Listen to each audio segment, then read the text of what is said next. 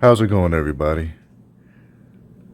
All right, today I have a deep dive into Pumped Magazine, redefining the genetic code. Get ripped, the role of androgens in growth hormone secretion and insulin-like growth factor 1 sensitivity. All right, so this is a magazine that I assume most of you have never heard of. I'm actually pretty unfamiliar with it. I don't even remember how I got it. To be quite honest with you, working in the fitness industry, fellow trainers will read these magazines and kind of just pass them on. Maybe JT gave this one to me or something. He gave me several magazines that he read and just passed them on.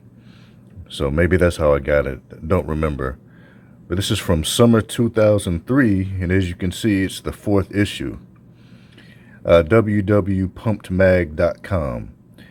Now I'm wondering if this is just an accompaniment of a website, because back in 2003 you couldn't just peddle your wares through the internet completely. I mean there was still a need for physical media back then. So I don't know. Maybe this is just an accompaniment of a website. I don't know if this was sold in stores, or maybe if you were on the website, you can get on their mailing list, to get this magazine. I just don't know, really don't. But I did Google it, and I saw that there are other magazines, and I think you can even buy them from eBay, which I don't know why anybody would want to do that. But as you can see, this is just another supplement Bible for the most part, with heavy emphasis on the heavy stuff like growth hormone and anabolics. But it also appears to talk about entry level and mid-tier supplements as well. And they're getting into biosynthetic pathways here, and as far as pathways are concerned, I mean, that's just, that's a way that your body deals with the uptake of amino acids. Like, for example, L-lysine and L-arginine tend to use the same pathway, so they can conflict and cancel one another out. So that's kind of what they're talking about there. At least that's what it appears to be. Nitrogen metabolism reduction. Oh boy. Yeah, man. So this is, anabolic talk here. The heavy stuff. Like I said, that's the problem that I have with most of these publications is, but then again, maybe the problem I have is with people, because they're going to just sell you what you want, pretty much. That's how it works, and selling exercise as a means of enhancing your physical well-being and improving your quality of life probably isn't that marketable. What is marketable is changing people's appearance, which is largely based on your genetics. So this column is for information purposes only. Nothing should be misconstrued as medical advice. The content of this column is in no way an endorsement of the use of steroids, growth hormone, or any other drugs. Yeah, they have to cover their asses. And personally, I think it is an endorsement, personally. But yeah, I think they're just selling you what you want, man. People want to use exercise to enhance or change their physical appearance, and they just aren't interested in the other aspects. If you tell a 20-year-old guy that weightlifting is going to increase his bone density and give him a better quality of life when he's 80 years old, he's going to say, fuck off. I'll see you when I'm 80. Right now I care about looking like this, and that's just people being stupid, and I guess we've all been there at some point, but it can be a long journey to get out of that mindset, where you're just using weights to impress people, in and out of the gym. Look how much I can lift. Look at what I look like. Look at how ripped I am. And in my own situation, in describing my own situation, my genetics for bodybuilding, as I've said before, are above average, considerably above average. I'm no Ronnie Coleman, but my genes are above average in terms of muscular development and the potential for muscular development. And it would shoot me in the foot because I would get clients, that wanted to look like me, and I can't necessarily do that, and some people would get frustrated and quit.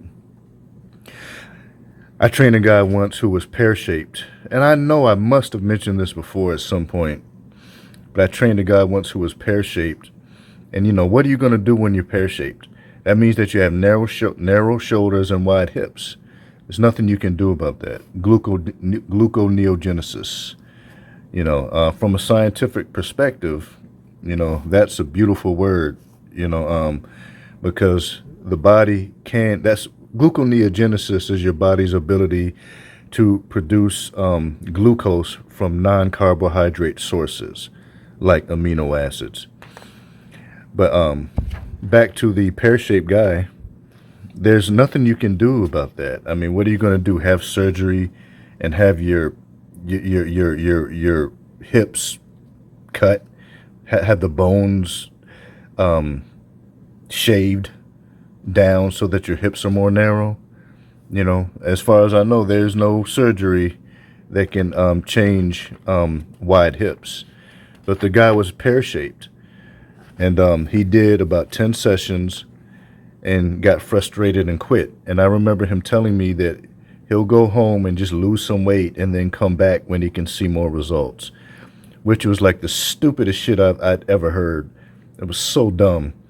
Like, dude, you're just here for the wrong reasons, man.